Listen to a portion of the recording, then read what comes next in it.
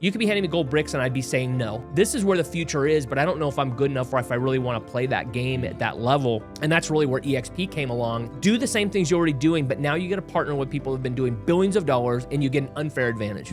Welcome back to another episode of the Austin Zaback Show. Today we have a very special guest on the podcast, and very rarely do I say anymore that we have a very special guest. Normally I just introduce them by their name and leave it at that, but you know, this guy deserves a very special introduction.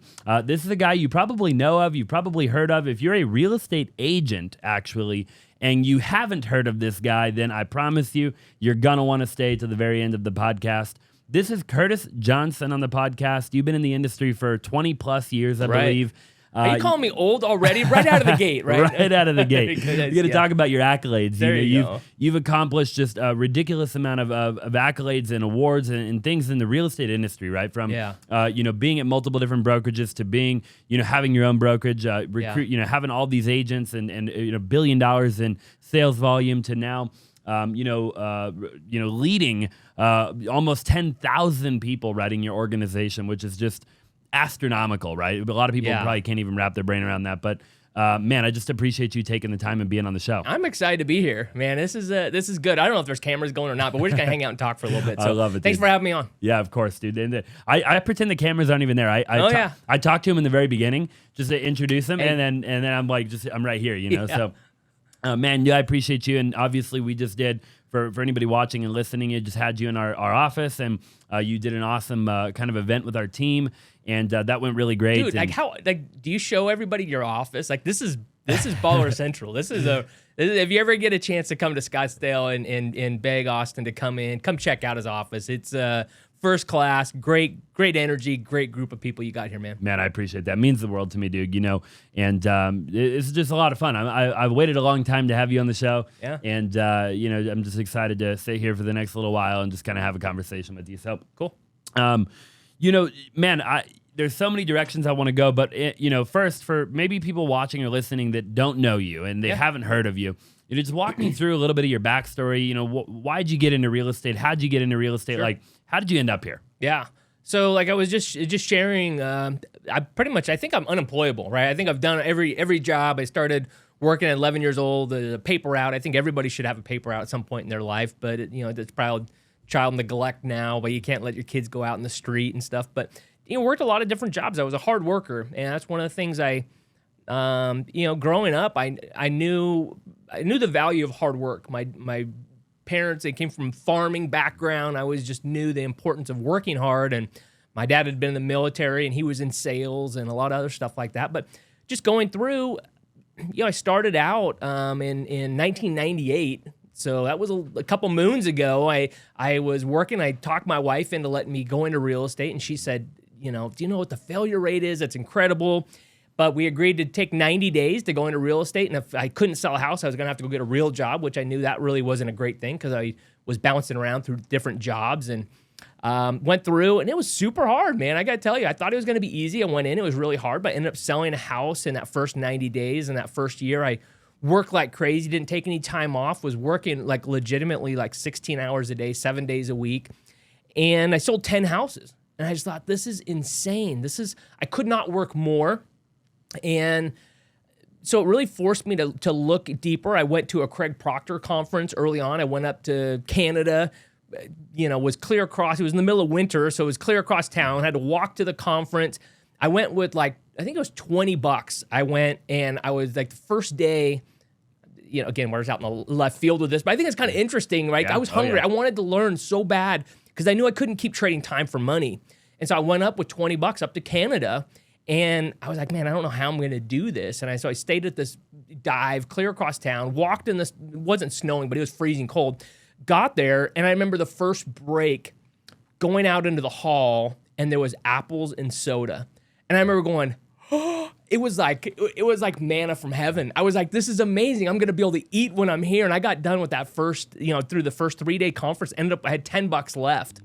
And ended up buying a pizza on the last day as a reward before I was able to come back. But anyways, I learned systems, and I learned there was someone there who was selling over 100 houses a year, and I just thought that was impossible. But sometimes we have to go places to stretch and see like, oh my gosh, this is possible. And so I've always been curious. And that next year I sold 40 something houses in 9 months because I started putting in systems and learning from people that were further down the path. And so one thing I learned, and it's been true throughout my whole real estate career, is getting in the right rooms with the right people at the right time, with the right mindset to be able to learn so that then you can be able to collapse time. And, that's really what I've tried to do, is just to collapse time, be around the smartest people. That's why I'm here right now, man, is just to be around the smartest people, collapse time, and then just kind of take that forward. Yeah, I love that, man. I absolutely love that. So, when you first got into real estate, what year was that, and what was like your first brokerage? Like, talk to me about kind of that first, like, where were you at? What brokerage were you with? That is so funny because it was essentially end of 1998, 99. And I really didn't know. And so I think I just picked a brokerage out of like the Scottsdale School of Real Estate magazine. So you were here in Arizona. Yeah. Okay. And I was new here, but I didn't really know anybody. And so I chose it, and it was Diamondback Realty. Like, okay, that's fine. Like the Diamondbacks were just new here. So I thought, okay, I get people will probably, if I'm in a brokerage with the name of the baseball team, people will probably want me to sell their house, which is the most asinine idea I could ever come up with. But I joined, and I would go into the office because I wanted to learn. I was a sponge. I was like, hey, I want to do this. I want to go to continuing ed classes. And nobody was there. They were nice, but there was one person, like there was a secretary there, but that was it. Nobody else was there. Day after day after day, nobody was there. And so eventually I went, and a few months later I went to West USA, and then kind of gotten to learn and meet a few of the top people there. And eventually went to RE/MAX because I thought I need a big name, a big place. And eventually, I became the top person in RE/MAX, and I went and became a small owner at Keller Williams. I really became into education, and this was over 4, 5, 6, 7 years or so. And then ended up creating my own in 2005, Curtis Johnson Realty. But back to that first one, I found out later when I went to go get my broker's license, I had to send a thing to all my old brokers, and one of my brokers at RE/MAX was Larry Hibbler. He passed away just recently from COVID during the COVID crisis, but he called me up and he goes, "Did you really work for Boogie Woogie Real Estate?" And I just thought, what are you talking about? And on my thing, I guess that was the real name of the brokerage, was Boogie Woogie Real Estate. And so I work for Boogie Woogie Real Estate doing DBA as Diamondback Realty. So that just tells you that you can sell houses anywhere. The brokerage is kind of secondary to what your work ethic is, and it enhances, but you know what, you can overcome anything. Sure, yeah. And then, so you were, how long were you at Boogie Woogie? 3 months or so, not long. Okay. You go from Boogie Woogie to RE/MAX. That was your next kind of... West USA for USA. like a year, and then I went to RE/MAX for a couple years, and then Keller Williams for a couple years as well. And was Keller Williams the brokerage before where you're at today, or were you then I had my own brokerage for 12, 13. Man, I'm telling you, Austin, I'm old. This has been going on for a while, and now I've been at eXp for 5 years now as well. But I had my own for 12 years or so, which was just my team. So I didn't have outside agents, but I thought, everywhere I went it seemed like it kept pushing towards building teams, which I built teams, and then. Hey, if building a team is good, then maybe being the owner and being entrepreneurial, I guess it's got to be better. And it's great to have your name up in lights for like a day, and then all the bills come and everything else. But it was good. I learned a lot from it, but I'm super excited about the brokerage I'm at now. For sure, yeah. What would you say, so were you a solo agent then with all those other brokerages before you had your own brokerage? Or did you have a team at any point? About a year in, I built a team starting in end of 99, 2000. I built a team right out because once I went to that Craig Proctor conference and started going to every training I could go, and the biggest players had teams. And I really came to embrace the idea that I could give a better experience to our clients if I had staff, if I had a buyer agent, if I couldn't be available all the time. And so I really embraced that, and that became a value proposition for us. Like, hey, you know what? You might work with this person over here, but what if they have to go to a funeral? What if they're going out fishing? What if they want a day off? And so you couldn't, it's one of the problems in real estate is we can't be everything to all people all the time. Yeah. And so the advantage does go to the people that offer more and that have more coverage. Yeah, no, for sure, 1,000,000%. When you were, here you are, you have this kind of little team. Were teams the same? But what was the team like back in 2000? I remember the first guy I hired, and we did it, and I said, okay, here's the deal. We're going to have on Wednesday, we're having our team meeting, and we're going to do it at 9 a.m., and we're going to go through our affirmations and our mission statement. And I remember him just going, dude, we're together all day long in this one little office. Like, it's me and you. Like, what team meeting are we going to have? And I said, it's about putting the structure in. Hey, real quick, I just want you to do me a huge favor. If you're enjoying the show and you're enjoying all the amazing guests that we've been having on lately, then do me a massive favor and smash the like button, drop a comment down below, and subscribe if you have not already. I would greatly appreciate it. It would mean the world to me, and we will be able to bring on a lot more big names if you help us out. Now let's get back to the show. Because one day there's going to be like 12 of us. And he was just like, dude, you're crazy. Like, whatever, right? But that was the biggest team I knew of, was like 12 people at that time, wow. Right? So even as we built it up to 3, 4, 5 people, that was pretty big. That was a big deal, right? Sure. And then I thought one day if we can get to 12, and over the first like maybe 20 years, I built up a team to 20, 25. Now we've got a team of maybe 35 or so. So it's a little bit different. But again, it was stretching the highest I could think. There was a person that was doing the most, right? I know you do massive, massive numbers for someone that maybe is watching this. It might blow them away, but it's good to kind of have that rubber band stretch because it's never going to go back to the same place. For sure, yeah, 1,000,000%. Was the value add back then different than it is today? Like now it's like when we get an agent on your team, it's like here's a transaction coordinator and here's Zillow Flex and here's whatever, right? Yeah. And what was it like back then? Like, what was the value of being on a team? I'm just trying to wrap my brain around that. I think I tried to make it similar to what it is now, which seemed kind of cutting edge at the time. Really at the time, it was, when you talked about teams, it was really, it was really like, I've just got leftover leads I can't get to, just get to them, right? And there's a lot of teams like that now, but it wasn't as competitive. Now, even in the team space, you've got to say, okay, well, do you have a listing coordinator, a transaction coordinator? What kind of marketing do you have? None of those questions were even asked. It was just like, it was still probably a lot different where at the time we really had to push like, okay, you've got to, quote, give up your transactions to the transaction coordinator. Now it seems like people are like, I don't want to do this. Like, I need help to do this. Where then it was like you're almost convincing people to use a lot of the resources we had. And, back then it was different in that everybody came in the office. Like, everybody came in. Like, if you didn't come, like, it was bizarre if you didn't come into a team meeting or something like that. Like, now, work from home and just kind of the different, over the last 5 to even 10 years, it's like, you want me to go in the office? Like, do you hate me? Like, why do you want me to, why are you trying to, why do you hate me so bad you want me to come in the office? So it was a little bit different. But it was a good way to stand out. Now you have to be even more on point to run a good team and be really on point in a lot of different areas. Back then it was, you could be good in one or two and you could really stand out. So I've been with 2 brokerages in my career. I got my license in 2015, so 8 years, give or take. And I've been with 2 brokerages, the one I'm at now and then one other one, right? What are the differences, I guess? Like, you went from, Boogie Woogie to West USA, to Remax, to Keller Williams, to running your own brokerage, to eXp, right? Yeah.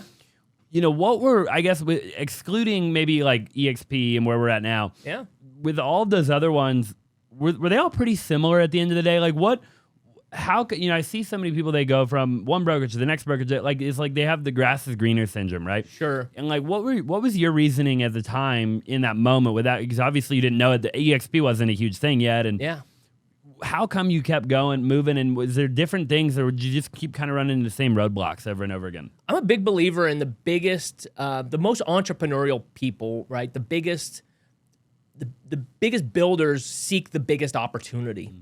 And there weren't really big opportunities, right? Even at West USA, I was, in the top couple agents. But I felt like, actually, to go to Remax, I remember I went on a listing appointment that I lost. And they said, well, our reload company is requiring one of these 3 companies. And we weren't one of them. We weren't one of the big national ones. And I said, I will never, I felt like it was taken out of my hands. And I had to compete. And I remember going, okay, I'm going to go get my CRS, my GRI. I'm going to go to Remax. I'm going to give every reason, I would wear a suit and tie every day. I would go through and say, okay, if I'm going to lose this listing, I'm going to lose business. it's going to be because I'm not good enough. I'm not going to lose because my brand isn't good enough or I don't have the right designation or whatever. What can I control?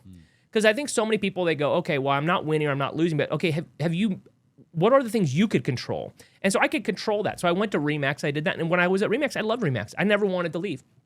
Actually but I also wanted ownership. I didn't know I wanted ownership, but I knew I was the number one agent there, and I'm like, I want something. I don't know what it is, right? You're always like, I was just a hustler. I wanted something. Yeah. And so I went to the owner there, and I said, hey, Keller Williams is offering me a little bit of ownership. I said, how about this? You guys own like 5 or 6 offices. Can I just open up one? I'm going to make you guys so much money. Let me go open this up. And it was with my friend Scott Graff, who was at RE/MAX too. He was the number 2 agent right there. We said, hey, let us go open one. We're going to, we were young hustlers. We're like, let us go do this. And he said, no, thanks. We're good. You just keep selling houses. And I just thought, you're going to lose. I said, I'm going to go to Keller Williams then. And he goes, you won't. And ended up going to Keller Williams. Ended up getting just like 4.5% ownership.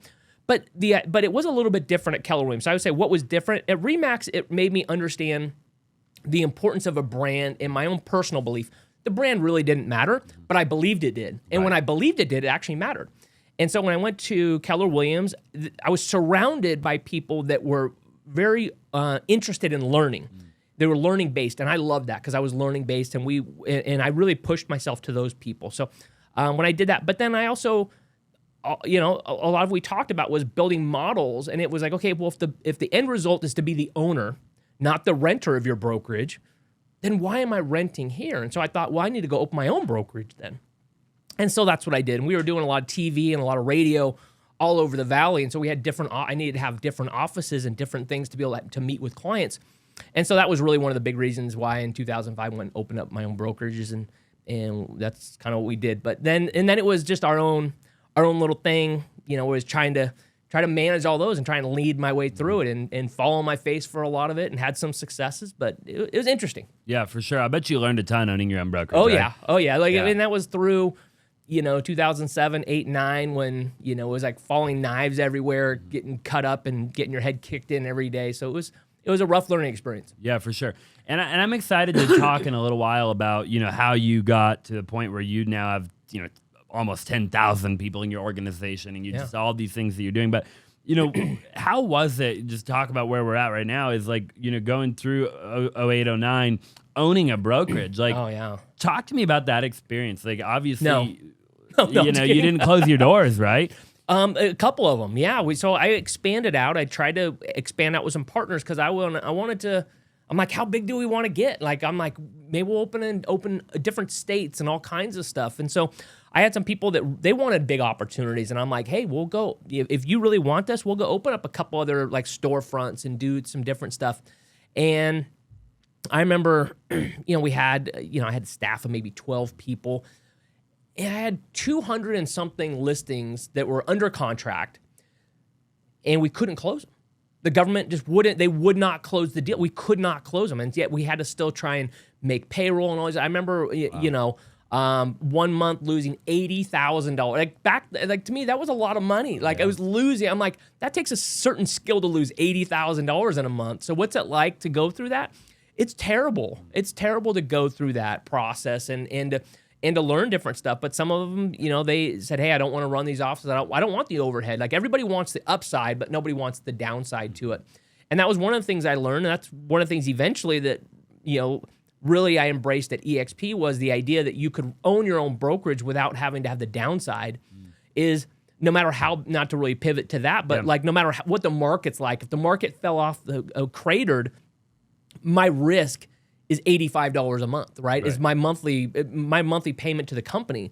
I can't go negative on revenue share. I can't go negative on stock. I can't go negative on those. Those are things that are awarded it's off the top. It's like off the gross income. If there's no gross income, you don't get any. And so that was one of the things I learned about running your own brokerage is, there's some highs, but there can be some pretty big lows, and you can burn a lot of money really fast as well. Oh, for sure. Big time, right? What would you say the biggest misconception is of owning a brokerage? So I talk to so many people, they want to own a brokerage. I mean, dude, it's ridiculous. Yeah. I mean, I talk to people all the time, man, I'm going to start a brokerage, or I just started a brokerage. I have a 15-agent brokerage. I have a 12-person brokerage. Like, clearly, like, there's got to be some misconception. You've done it. I mean, what is that? It's 99% ego, right? Yeah. I would say maybe 90% ego and 10% of wanting to protect this nest, right? And our thing, like we were at Keller Williams, but we actually were off site because I didn't want to be included in that. I didn't want people harassing us all the time, grabbing our agents. Hey, will you help with this or whatever? So part of it is like by opening up our own was like, hey, we can teach what we want to teach, right? We can teach our scripts the way we want to teach. We can teach listings the way that we want. We can teach how to do the buyer consultation, how to show houses. We could have all of our systems because we really wanted to have a very unique experience. And one year we had 1,600 in-office appointments from clients from all over the valley that would drive up to 2 hours to meet with us in our office because we wanted to do things completely different than everybody else. And so I would say most of it's ego. Like, okay, it doesn't start out that way. You start out like, hey, I think I can do it better. And then you do it, and then you get involved in doing the branding. These are my colors. These are my forms. This is my marketing plan. This is the way we do things. And then you become very attached to that then you will no longer look at other things. Where like you've got so much involved in the realities. You do have so much involved, so much money, energy, blood, sweat, and tears that then it becomes, I won't even look at anything else because this is my baby. This is what it is. And so many of them go down the drain with it, not because they're bad operators, just because they're so stuck on what they built and it's so much ego that, they just can't ever get past it. You said a little while ago when you were talking to my team out there, you said that a closed mind is the most expensive thing that you'll ever own, right? Yes. And man, that resonated with me. And I always used to say back in the day that Oprah Winfrey says your mind's like a parachute. If it ain't open, it won't work, right? I love that. And it's the same concept, but it's so true. And I think that even me, I've been guilty of having a closed mind before, right? And I think we all have, where an opportunity is staring you dead in the face and you're like, you can't even see it. I mean, it's just like, it's not even there. Yes, absolutely, yeah. And then a couple of years goes by or whatever, and hopefully you wake up, right? And a lot of people don't, but hopefully you do. And you look back and you're like, man, I can't believe that was right in front of me the whole time and I didn't even see it, Yeah. And so, how big did your brokerage get, and at what point did you, how did you end up shutting down this brokerage, right? And talk to me about this transition to where you're at today. Like, what happened? It built it up over, from 20, 30, 40 people, it'd ebb and flow, but really, there's people go, oh, just the bigger the brokerage, the more money you're going to make. And that isn't always the case, right? There's actually, when you're at 5, 6, 7 agents, you can be really, really profitable. But then there becomes this dark spot, between, 3, 4, 5 to 15, 18, 20 people, where if you're not in production, and I was out of production because that was a value prop to me. It's like a lot of, at the beginning, I would do the listings and I had buyer agents, and then people would come in and say, well, I don't want to work on a team because I worked on a team, and then the team leader took all the leads. And so I kept seeing that over and over. So the value prop, I was like, okay, I'm going to lead generate, and I'm going to be a non-competing team leader, which means I'm not going to be in production. I said that was a value prop, and it really was. So I would go through and kind of build that up. And then really it was, I don't know, probably 2016 or so, 2016, 2017, I always kind of looked at what's the 5-year plan, right? I always thought I would just be in real estate for 5 years. I'm like, I'll just be in 5 years. I'll make so much money. I'll go retire. So, but it wasn't. I'd been in for almost 20 years. And I was really looking at what's the next 5 years. And I thought, kind of going back to one of the questions you asked earlier is, what are the value props of teams? And I said, oh my gosh, 5 years, 10 years from now, these teams are going to be 100 people. 150 people. They're going to be massive brokerage, but they're going to be teams because they can do it way more efficient than a brokerage can.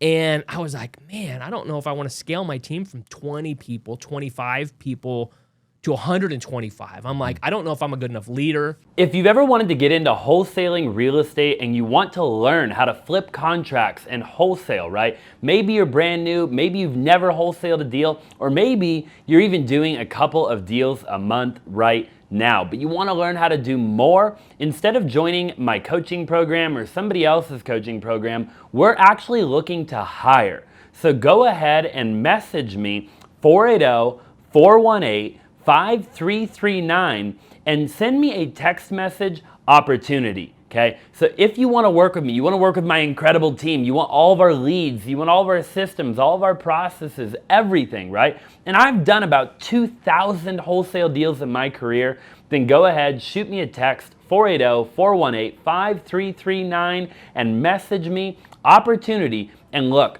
especially if you're in my state, okay, the state of Arizona. If you live in Arizona and you want to get into wholesaling, this especially is an opportunity for you, because you can come sit right in this office with my entire team and be a part of one of the biggest wholesaling companies in the country. I look forward to talking to you.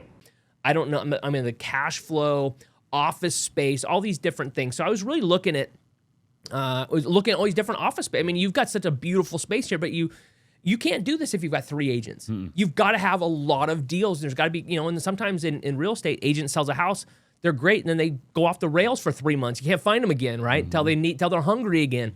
So I'm like, how do I get from 25 agents to 125? And then what's that going to cost? And how many leads am I going to have? And I went down this big rabbit hole like that.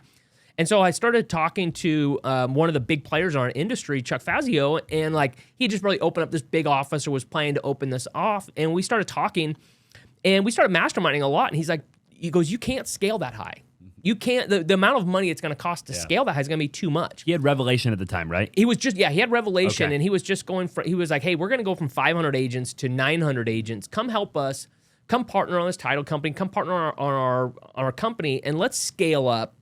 And you help us, we'll help you. And you don't have to, like, I've got tons of space. You can come use a lot of our space, and you can build that up to 100 people, and you're not going to have to use that space. And so we went back and forth for a while, and it became a great option for us. We're like, okay, well, let's do that. We'll merge. We'll do that. And so I went over there for a short period of time, and then I realized I'm like, I just didn't want to do that. I was like, I just don't want to. It's a monstrosity, right? And then I got kind of depressed, to be honest with you. I got kind of sad about it and was like, this is where the future is, but I don't know if I'm good enough or if I really want to play that game at that level. And that's really where eXp came along, and it kind of solved almost all of those same issues of scaling and offering value to agents, but yet took away a lot of the downside risk, and it was just a good fit for me. Yeah, but when you first saw it, you were closed-minded, though. Oh, absolutely. Correct me if I'm wrong, oh, right? yeah, so yeah. I was that parachute, because I was too, right? I remember like Brian Colhane used to call me, and and I told him, I'm like, dude, I have no interest in it. I'm not interested at all. So, dude, he'd call me every year on the year. Yeah, I get a call from Colhane, right? Yeah. And I'm like, dude, like from like 2018 to 2021, I think, and I'm just like, I didn't even like it's almost like looking back at it, like I didn't even. It wasn't even like I thought about it. Like when I look back at it, right? Like he would tell me about it, and I thought in the moment that I put thought into it, but I didn't put any thought into it. Like I'm like, I'm happy where I'm at. I don't. Why would I go over there? Like sure. Yeah. So you were the same way. You were closed-minded, because I've heard the story. So talk to me about that. Yeah. So it was end of 2016, about that same time. A good friend of mine, Brent Gove, who had gone to a lot of different events with, he calls me out of the blue or texts me. He's like, hey, you got a second? I'm like, yeah. So we get on, he goes, hey, I got to ask you, man, have you heard about this company, eXp Realty? And I said, no, it sounds like a terrible name, not interested. Like, what about it? And he goes, hey, I knew he was at Keller Williams. I knew he was thinking about doing some stuff. He goes, hey, I looked at this company, and I think I'm going to join. And he goes, stop me if I'm crazy. I'm going to leave Keller Williams, which he was running the most profitable office, one of the biggest offices. So I was like, this is a big deal. He goes, will you at least listen? And I go, yeah, dude, I'll listen. He goes, even if you don't want to come, tell me what I'm missing. And I said, sure. So I got on a phone call the next day and listened. And I know I listened to it because I remember being on the call, but I really wasn't listening. I wasn't listening for me. I was listening for Brent. And they got done and they said, well, what do you think? And I said, cool, man. It's great. It's good for you. I'm not interested at all. And they were really surprised. They're like, what are you talking about? They're like, you're really not surprised? Are you not interested? I said, I'm just really getting into this thing with Chuck that I was just talking about. I said, honestly, you could be handing me gold bricks, but I just committed to something different. I'm building in a different way. I'm not interested. You could be handing me gold bricks and I'd be saying no. I'm just not interested. I said, but you guys are so lucky because Brent's going to revolutionize your company. He's incredible, but I'm not a recruiter. I've got no interest in that. I'm not good at it, and I don't want to do it. I'm just not interested. Good luck to you. I'll keep in touch, but good luck. Not interested. And so then over the next year or so, we kept in touch, and Brent did something that was, I think, really incredible that most people miss, is that he still treated me the same or even better than if I had joined. He kept in contact. Hey, how's your family doing? Like the same things we had always done as friends. Because guess what? We were still friends. Right. Just because I said no to the opportunity, we were still friends. It was still a great experience. And I kept in touch. I'm like, hey, how's that eXp thing working out? And he goes, oh, it's working out really good. And we'd get more details. And then maybe about a year later, I was having turnover on a team, just like always, right? And I said, and I was talking to Brent, and I was like, trying to figure out, selfishly, how I could knock off the pieces of eXp, but I didn't want to move. I didn't want to change. And I was trying to figure out why their turnover rate was half of everybody else, right? Just going to turnover rate like anything else, maybe 17%. Most of the industry was like 38% or so. But I was like, is it the stock? Is it the revenue share? What is it? The collaboration? And so I went on a deep, deep dive through everything, weeks and weeks and weeks of going through, asked every question. But it was selfishly because I was trying to figure out what if I could knock the hubcaps off, if I could take this and build this onto my team without having to change. And then after a little while, I started realizing, in my opinion, that this was the most beautiful model that had ever been done. And it was a blank slate. And that if the right people joined, the other leaders would join inside of eXp as well. And that we would be able to make this company what I'd always hoped it could be.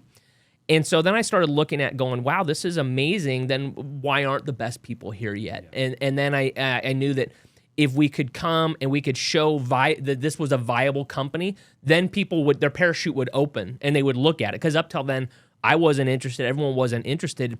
And so we had some key players come over. And then when they came over, then it piqued people's interest to go, okay, well, hey, this is legit now. We're at 10,000, 15,000. And then people like yourself came over, and it gave such credibility and viability that now it just becomes a no-brainer. Yeah, that's insane. It's a really cool story. It's just to hear it, right? And I think for other people to hear, like, that, because so many people are closed-minded when they see something, and you're just, like you said, it's ego, or maybe you don't even realize it's ego. You're not intentionally trying to have a big ego, probably, but you're just you're doing your own thing, right? You're like, here's what I'm doing. I'm doing my own thing. I'm not. Like, I see what you're doing. What you're doing is great. Cool. But I'm doing my own thing, right? Yeah, absolutely. And so I feel like it's just so relatable, And then when you came over, so like, did you ever, you go on this deep dive, right? And you're like, what is it, man? Like, is it the revenue share? Is it the stock? Maybe it's the healthcare. Maybe it's collaboration. Maybe it's these people, they built these big communities. They're the live event. It's Tony Robbins, right? Yeah. Like, now that you've been here for so long, like, is it a combination of all of that? Or what is it that you think that was the difference of why you were talking when, hey, the average turnover is 38% or whatever, and over here it's 17% or whatever you're talking about? Yeah.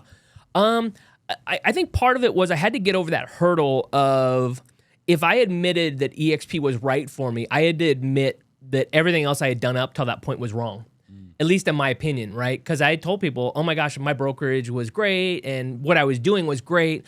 And so, like, it's a big deal when you switch real estate companies, right? And I know I talked about I've moved real estate companies, but I've been in business 23, 24 years, and that's a lot. But at the same point, most people are moving jobs. But to say yes to something, you almost have to admit you were wrong on some of the others. And most people will never do that. They'll just stay in a bad relationship, a bad brokerage relationship, because they don't want to admit they were wrong.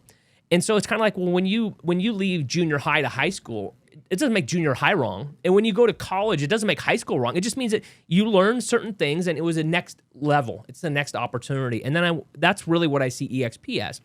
So when I came over, I was hoping to make a few bucks. I was hoping my target, my first year, I want to make like 5,000, then 15,000 and 20,000 within my third to fifth year in revenue share. But I was like, and that seems like a lot, because when I was at Keller Williams, I was making $20 a month. Yeah. So I just thought that was insane numbers. That was like the craziest number I could come up with. I didn't know people making that much money. So I wanted to go in and to build that. But really I was lonely more than anything else. I was lonely for the like-minded people. I would go to masterminds. I would go places, and we would mastermind, but then we'd all go back to our own market. We have our own P&Ls. We had our own marketing, our own different stuff. And nobody was really there in those dark times to help you build through this. And one of the things I saw inside here is that There's 7 people in your organization that are financially invested in if you make it or not. And I know that sounds weird, but like if the other brokerages, I remember like when I was at Remax, I love my experience there, but when I would sometimes bring in listings, they would get mad. They'd be like, you're adding workload to us because I paid a set amount. And so I paid a set amount. So actually, like if I brought in one listing, it was, $1,000. Yep. If I brought in 20 listings, it was still $1,000, but then they had to do more work to load them in and to close them out. So actually, I was a problem to a lot of the people that I'm like, how crazy is this that they saw me as a negative where I'm out there selling hundreds and hundreds and hundreds of houses, but it felt like I was a problem to them because the best thing was if I just paid my bill and never sold anything and just paid it forever, then I wouldn't cause more work to the person that was up front. So inside here, I started realizing that what I really needed was people that were in my corner, if you will, that if I quit, the only person in some of the brokerages, when I quit, no one cared except the person in accounting that had to take my credit card and change it. They didn't care. Here, if somebody, like if you left, right, you're in our side of our organization, when you win, I win, right? And people win. If you were to go, hey, you know what, Curtis, I'm thinking of going to open my own brokerage. I'm thinking about doing this. It would financially hurt me, right? But ultimately, you have to get to a point where you're doing the right thing for the people. But I want people, I tell people, I'm like, if I was going to go rock climbing, I want to be hooked up to the best climbers. Yeah. So that if I fall, like we all fall, and they don't want me to fall, right? I don't want to be the guy that's just climbing up there by myself watching people. And if I fall, they're like, well, good luck to you. I'm like, I want people to care about it. If I was going to go into court, if I was accused of a crime that I didn't commit, I don't want my attorney. I tell people, I'm like, I want my attorney, if I go to jail, like, okay, I shouldn't be talking about jail, but if I go to jail, I want him to make nothing. Yeah. And if I get off, I want him to get paid a lot. Cause why? I want our interests aligned. And this was the first brokerage that actually our interests were aligned, where I'm incentivized to come train your team. I'm incentivized. We were just talking about some website strategies and things. I'm incentivized. If I can get these to you and you actually sell more houses, you do better, but so do I. And I'm like, that's what's been missing in real estate. It's been the broker wins if you pay your bill. But where's everybody else? Everybody else is like just building up the brokerage, right? And so here we actually get to build up our own image, our own brand, but yet people are incentivized financially inside the model to help you succeed. And to me, that is what really created the collaboration, that created the fun, exciting events, the reason why some people can put Tony Robbins on a stage or James Clear and Atomic Habits and things like that. Why? Because they're financially incentivized to be able to do that instead of waiting for a brokerage to do it. So it's bottom up instead of top down. I love that answer. Phenomenal answer. What would you say the biggest misconception is about eXp from people who think they've seen it, people who think that they know about it, people who think, I talk to these people all the time. Sure. I was one of those people. I was too. Yeah. People who think that they know what it is and it's not. What do you think the biggest misconception is that you see? Probably 2 things. The first one is most people believe they know eXp because they know about it, but they don't know it. They've heard the name, they've seen it, they think they understand it where they really don't. And a lot of times the information they get is from their broker who is financially incentivized for them to not leave, right? So I would say to really do a deep dive, right? Reach out to Austin and go, hey, like, just keep an open mind. And I tell people, here's the deal. Like, if you come, great. If you stay where you're at, great. Like, I want to learn about all the brokerages. Yeah. Like, if I'm going to be competing against you, I'm like, the best thing you could do is to learn about eXp, right? Go through and learn and understand who you're competing against or what options are possible. So the first one is most people believe they know it, where they actually just know about it. Big one. Yeah, big one. They don't really do it. And I would probably say the second one is most people think that we're a recruiting company. And I think in general, every business is about attracting talent, right? In sales, you have to always be lead generating for new clients, right? And it could be, if you're in sports, you love the 49ers or you love the Cardinals or the Diamondbacks or whatever, the team with the best talent wins. Right, and that's it. The team with the best talent, they're going to win. Over time, they're going to win. It's about attracting talent. So everybody's a recruiting company, but the big money, to participate in any company is like the biggest RE/MAXs have the most agents.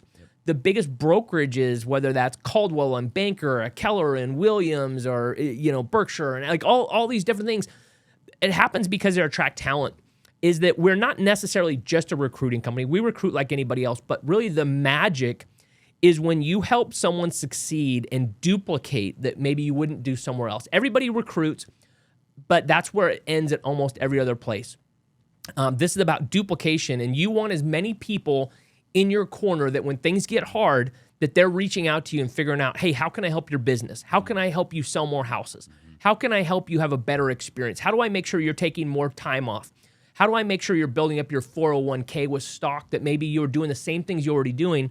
And so those are the things inside of eXp that make it unlike anything else. Yeah, no, I absolutely love that. And a lot of those things are things that I learned once I really looked at it, right? Like, and I took a deep dive, like you said, and I really studied it, and I said, oh man, like this isn't just a recruiting company, right? Like, I think there are people that give eXp or any company a bad rap. Yeah. Because they go about it the wrong way. But that's with any company, right? Absolutely. Yeah. What would you say to people who are like, oh, that MLM thing? Like, Yeah. I want to get real and raw with people for a minute, Sure. right? Like, I come from an MLM background. For the audience watching, if people know me and they've studied my story, then they know that I built 4 different multi-level marketing companies. It's actually like the first thing I ever did in the world of entrepreneurship before real estate, right? Yeah.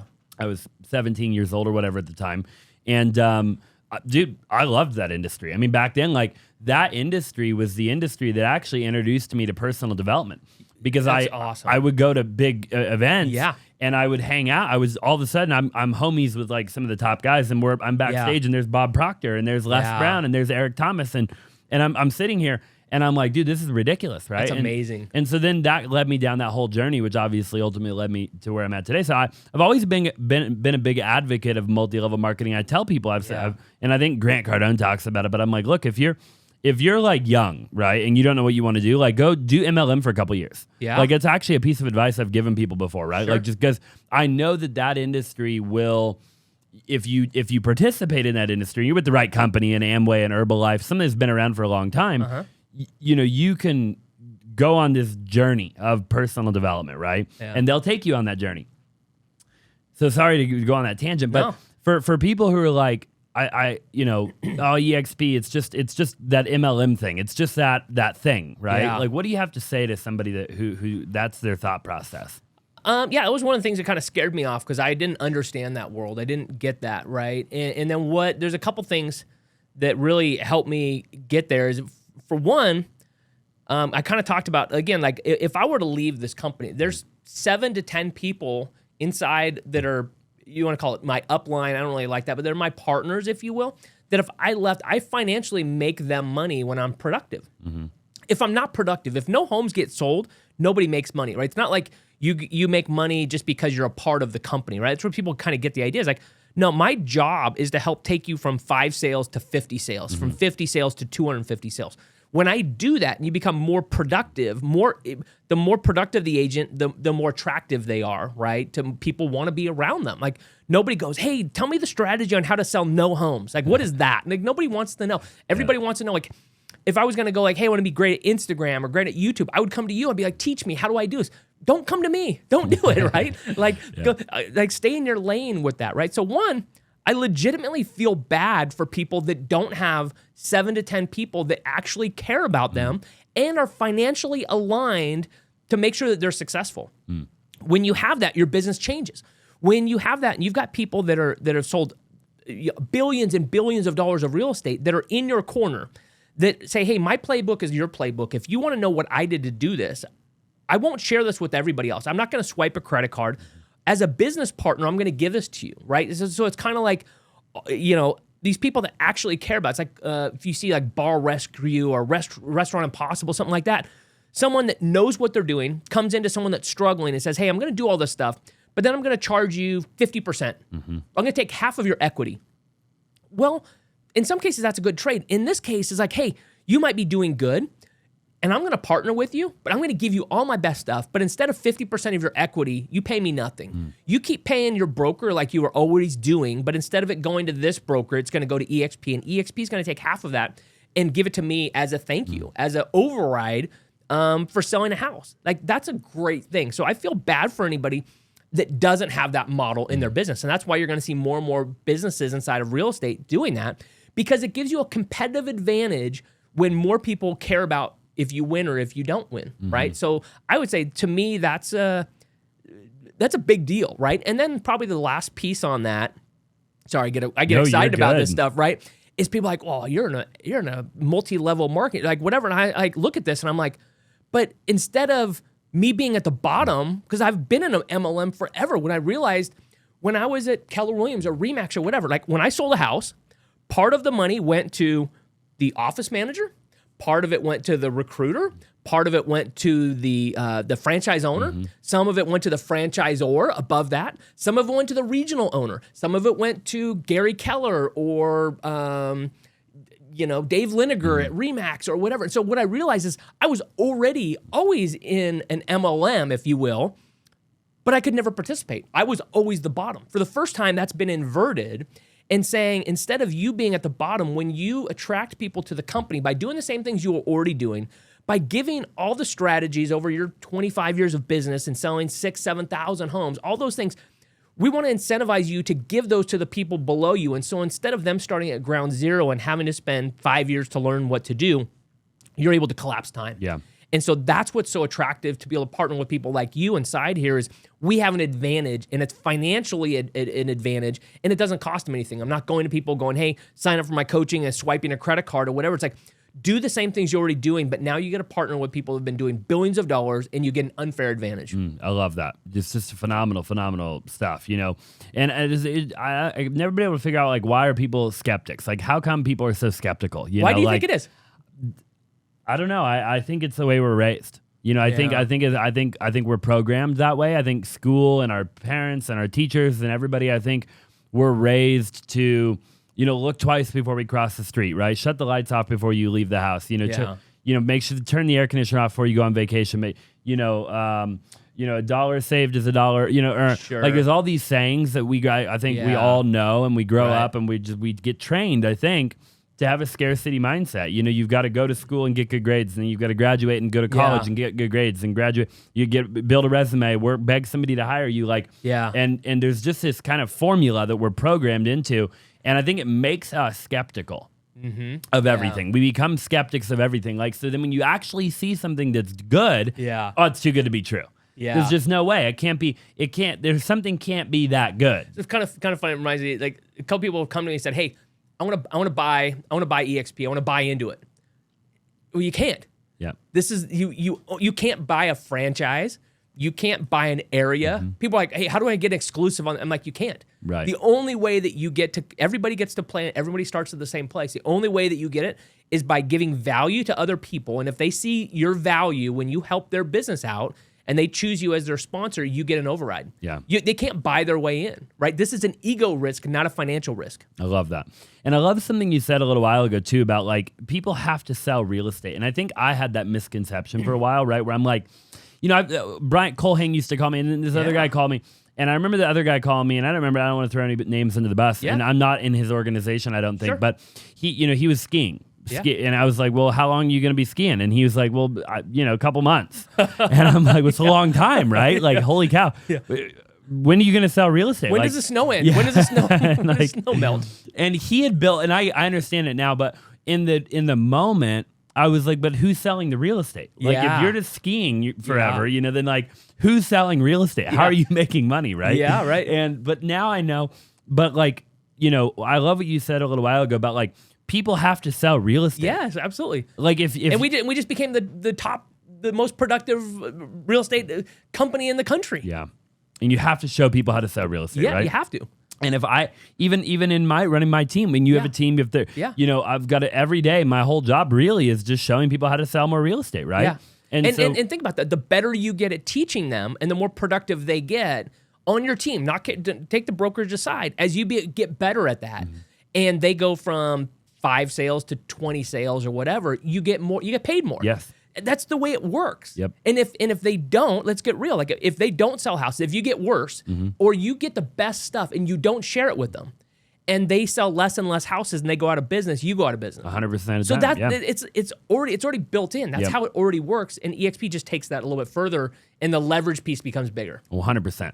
I want to talk quick about like duplication and really multiplication, like the law of duplication, right? You look at like Darren Hardy talks about, you know, the compound effect, right? Yeah, I think it's absolutely. like a penny doubled every day. I want to say on day 30 or 31 is like 5.3 million. It's a couple million. I know that. Yeah, so like a penny, 2 pennies, 4 pennies, 8, right? 16. A lot of people can't wrap their brain around that. Yeah. Like look it up if you're watching or listening. It's true, right? Yeah. And so it's called the law of the compound effect, right? So for you, and you were just doing a presentation a little while ago, you correct me if I'm wrong, you've got like 68 people that you've personally brought into eXp, right? Over the course of quite five years, right? I suck. I would be fired anywhere else. And I think a big misconception, Curtis, is that, you know, and even for me in the beginning was like, I look at how many people you have in your organization today. Right. And it's like 9,100, I think is what we were talking about a little while ago, right? It's a lot of people. Yeah. And it's daunting if you didn't tell me the second piece, which is only 68 of them I personally brought in. Yes, absolutely. Right? So tell me a little bit, like elaborate on that a little bit. How do you go from 68, which makes you, by the way, you were talking a bit, you'd be a terrible recruiter if you got hired to be a recruiter anywhere else, right? Absolutely. And then you go from that to that. Like, how can other people duplicate that? Maybe somebody's watching and they're like, man, I see the vision, I understand it, I think I want to hear more about it.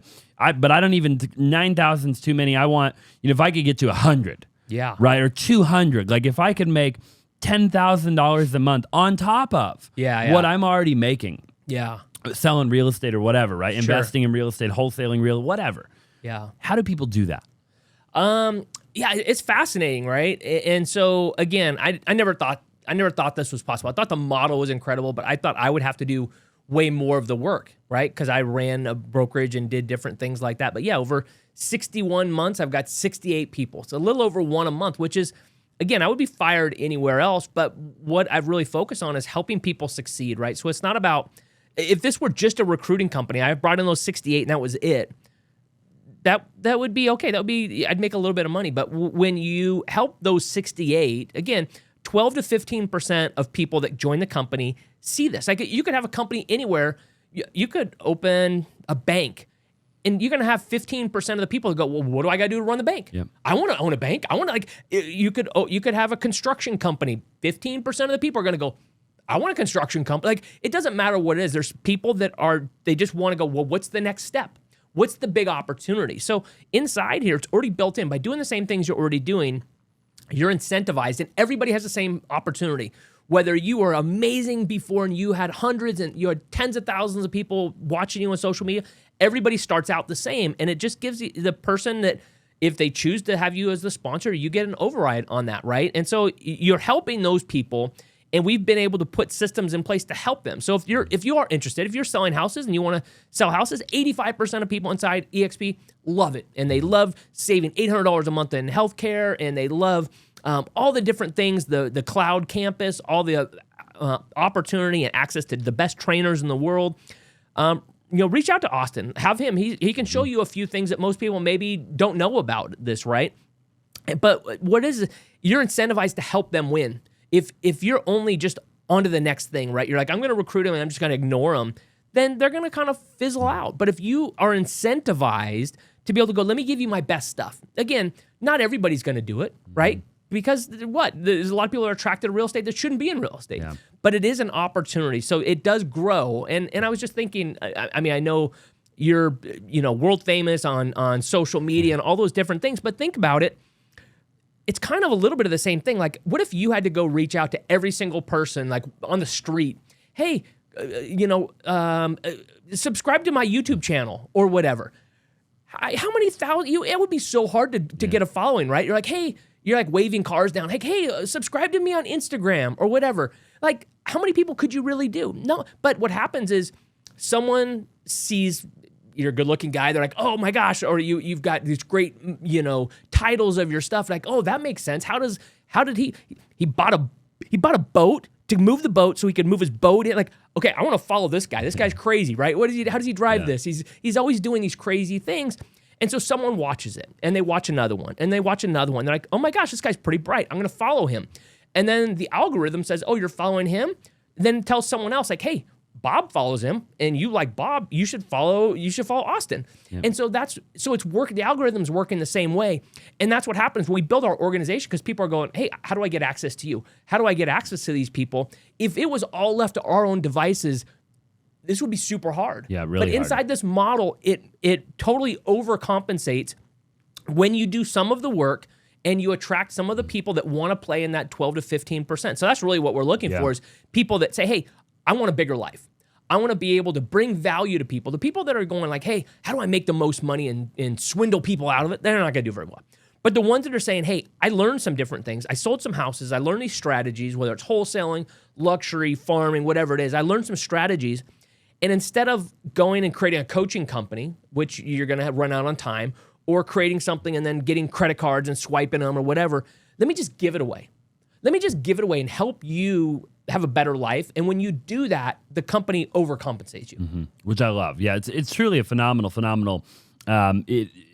concept, to the point where like other people are now trying to copy it, right? Yeah, absolutely. And which is great, which is honestly a huge compliment to the owner, to Glenn and everybody that is, totally. Right? And so, and great to have competition, and all of that stuff's great. And I'm sure the other people will be successful in their own right. And there's plenty of agents out there, right? Oh yeah. You said earlier, I didn't even know there's like 25 million across the world in the globe, which is pretty wild. I mean, yeah, like and we're gonna have 1 million of them. Yeah, which is what leads me to my next thing. So, you were saying like back there that when you got presented the opportunity, there's what, like 2,500 people or whatever. At the time, there was about 1,500 or so. Okay, and then by the time you like actually looked at it and you were skeptical and all the things, and same with me, then all of a sudden now there's 6,500 or 7,000 people. Yeah, like 6,000 or so, a little over 6,000 when I joined. And then you thought, one of the thoughts that you were telling me across your mind is that, oh man, I missed the boat. Totally thought, like, I missed that opportunity. I'm not going to be able to play in that, but I'll be able to create a fun group, but I'm not going to make any money.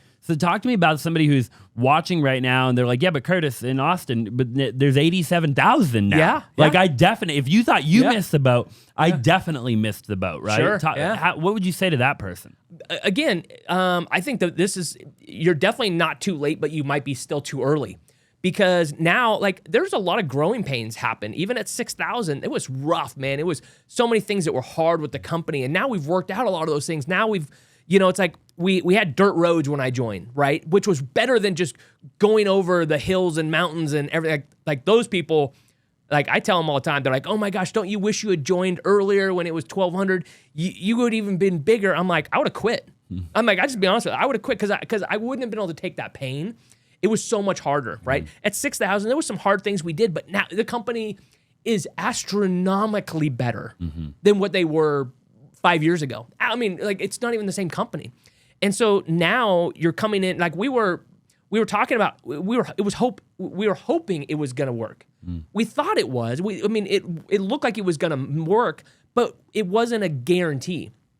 This is like, we're on the NASDAQ. I went to New York City 2 months ago, and we rang the bell on NASDAQ, right? And you're walking by pictures of Jeff Bezos and like all these incredible companies, and you're like, and you go into and you ring the bell, like that's a proven concept, right? We're nationally traded. We just passed we're the number one most productive real estate company. Like we've got the chops now, for sure, right? And so now it's just about, do you want to play the game or not, right? Now we're going to go from almost 100,000, we're going to go to 1 million. So the next 900,000, they can't all join under Austin, right? You need to help him. Don't make him do all the work. No, I'm just kidding. But like, that's really the opportunity is you still have 90+% of the opportunity if you get in and play the game.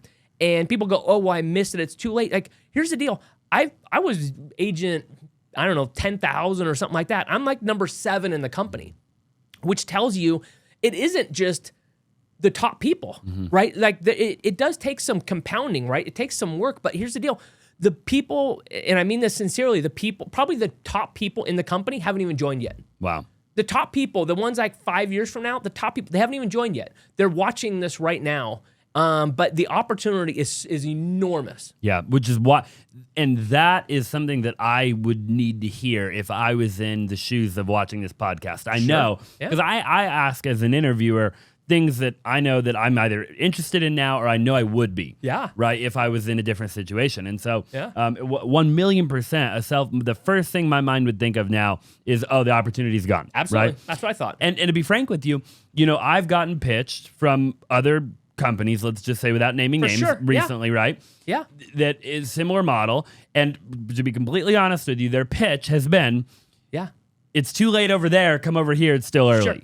Sure. And that's the whole value add. And you know how stupid that is? Right. That's like saying, Austin owns a barbell, so I'm going to look like Austin because I own a barbell. Like, that is so stupid that just because someone else did it, that means it's possible, but just because they didn't doesn't mean you're going to. Yep. Right? You just because somebody did it, right? Like, Elon Musk has a computer and I've got a computer, so I'm gonna duplicate Tesla. Yeah. Or I'm gonna make PayPal. Or like, that is the stupidest thing in the world. Just because someone did it does not give you free reign to say, well, just because they did it, I'm gonna do it. 1,000,000%. That's actually embarrassing. Yeah. And then what you have to do is you have to go back to everybody else and say, okay, so then what happens when we get big? What do we tell everybody then? Yeah. Oh, say, okay, well, we just lied to everybody because we told you the only value prop was was the timing, and you either won the genetic lottery about when you were born and when you joined, or what? Like, that is the worst pitch in the world. It is. It's terrible, right? Yeah. And I just want to make sure we cover that. What would your advice be like? So if you're an agent watching right now, maybe you're going to be an agent or you're an agent.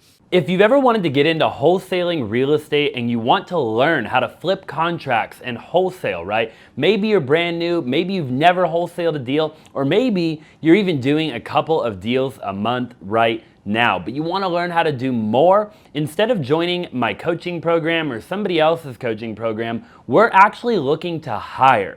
So go ahead and message me 480-418-5339 and send me a text message opportunity. Okay, so if you want to work with me, you want to work with my incredible team, you want all of our leads, you want all of our systems, all of our processes, everything, right? And I've done about 2,000 wholesale deals in my career, then go ahead, shoot me a text, 480-418-5339, and message me opportunity. And look, especially if you're in my state, okay, the state of Arizona. If you live in Arizona and you want to get into wholesaling, this especially is an opportunity for you because you can come sit right in this office with my entire team and be a part of one of the biggest wholesaling companies in the country. I look forward to talking to you.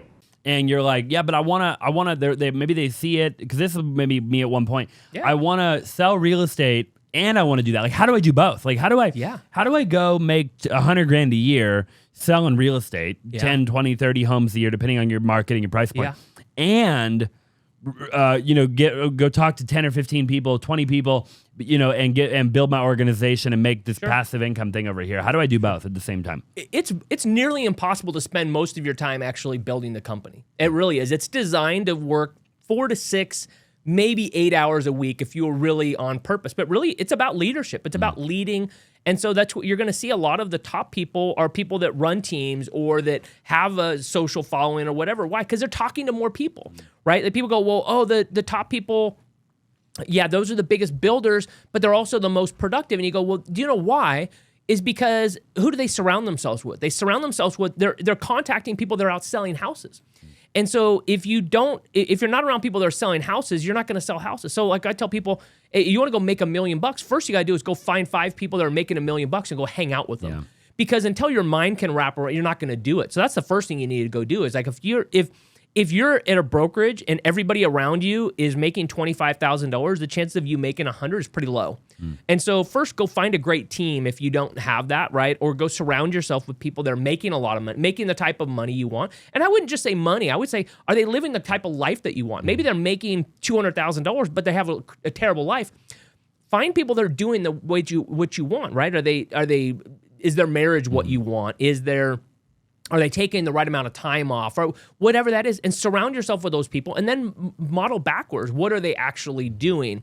So, I don't know. That's what I would say is like, surround yourself with people that are doing what you want. And then you've got yourself a chance to be able to do it.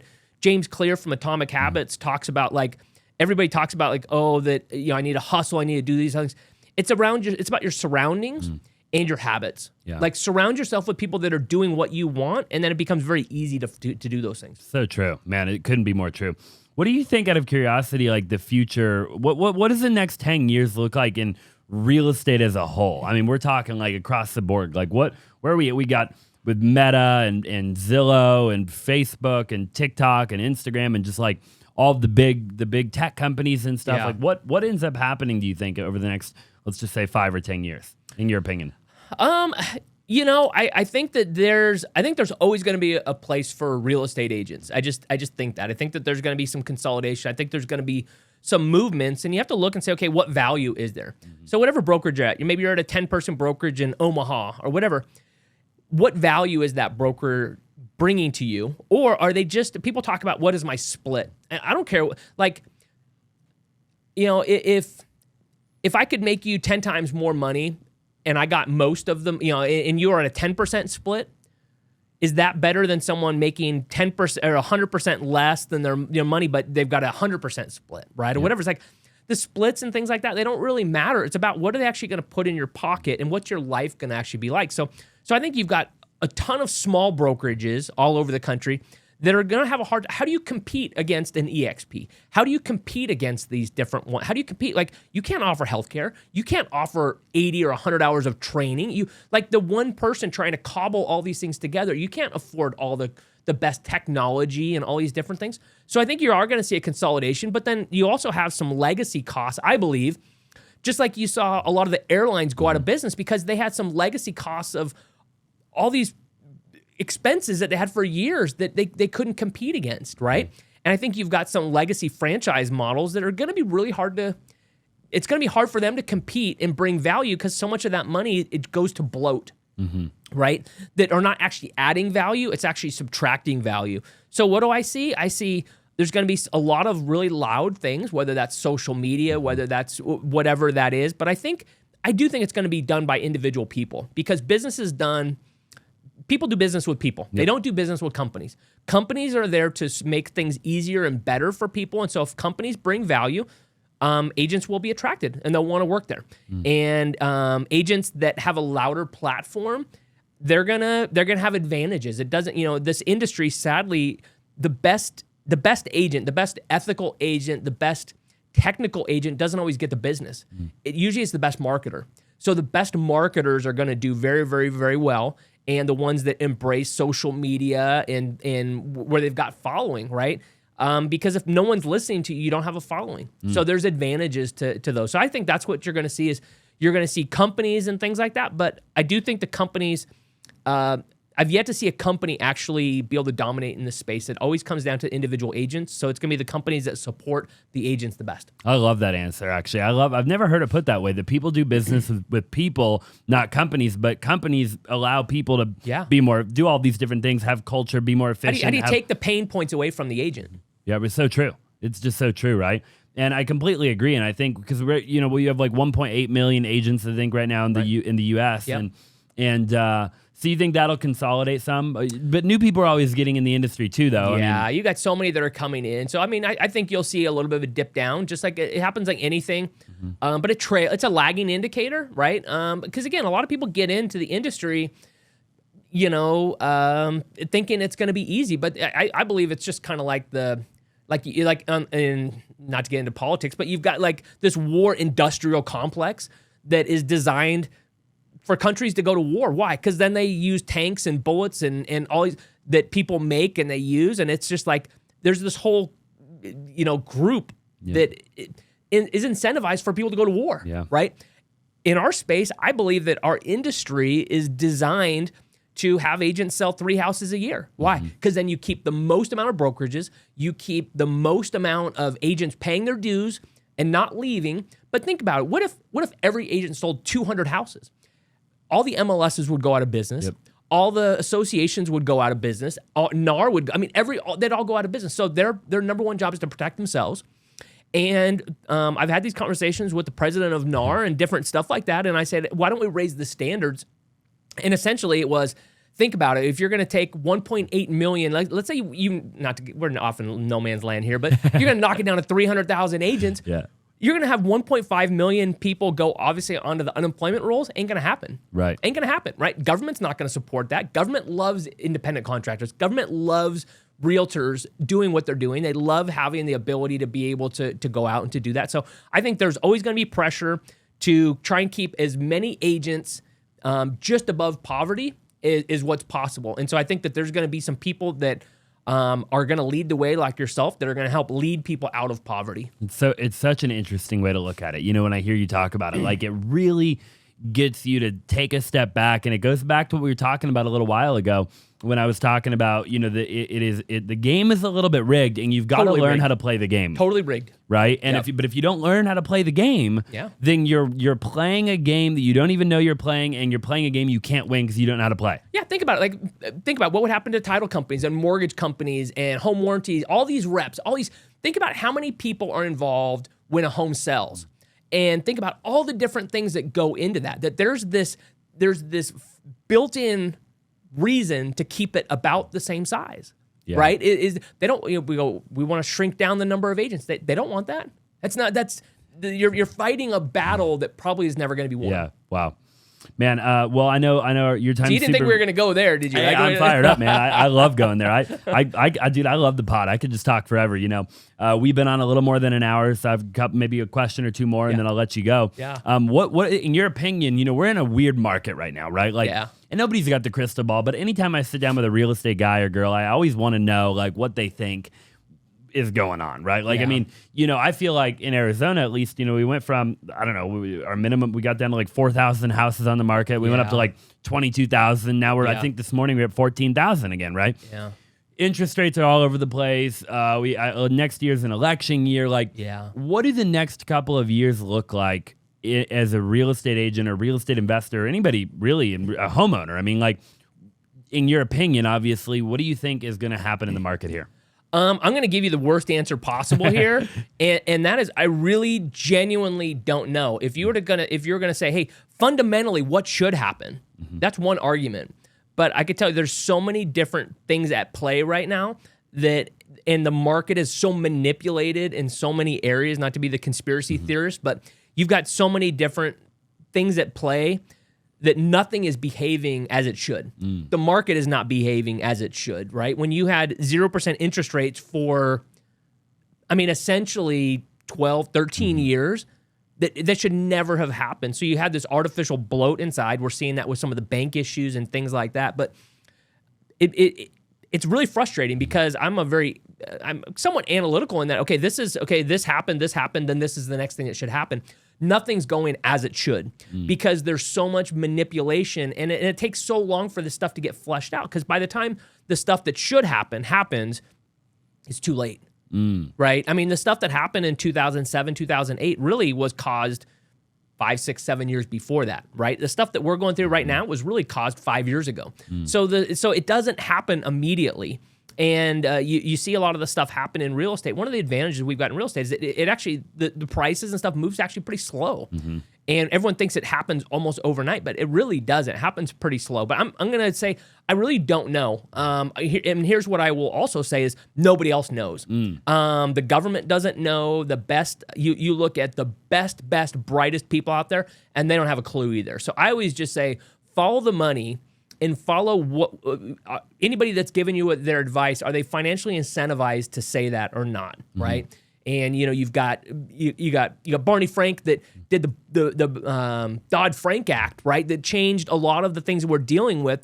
He was just on the bank that just collapsed. He was like on the board right there. So you've got government people going into private sector, private going into government. So everyone, you got to follow the money and like, what are they actually trying to do, right? All I know is we've got a massive problems with inflation and interest rates that I don't believe interest rates are going to have to. Our deficit can't handle interest rates that high. So I believe interest rates are going to have to come down as fast as they can, and I think that will probably happen over the next year as some of the inflationary pieces into real estate come off the books, but it's a 12-month lagging indicator. So as soon as that happens, then you would see the market should kick up. But you've also got people that had almost free mortgages for 6, 7 years that don't want to get out of their houses. So then you've got supply and demand constraints on that are actually going to push prices up. So nothing's going to be as you think. And so that's why it's more important than ever to follow your gut. And then what things can you control? And I would just leave it with this to wrap up with say, we can't control that. What can you control? You can control if you show up every day. You can control what books you're reading, what podcasts you're watching. You can control all those things. You can control who you surround yourself with and the work that you put in no matter what. I believe the government's working against us. I believe all these things are working against us. And so that means I'm going to have to work extra hard. And what if I'm wrong? What if the government isn't working against us? What if they're actually, it's going to be easier than what I think? Then I still win, right? Then I win. Okay, then control the things you can control. I love that. Man, and I could go for another 2 hours, but I think that is a phenomenal place to just end it right there because that is a mic drop. And I'll just get you back on the show eventually, and we'll go for round 2. You know, but man, I really appreciate you being here. I appreciate you sharing the knowledge and the wisdom that you have with my team, on my podcast. I look up to you. I admire you.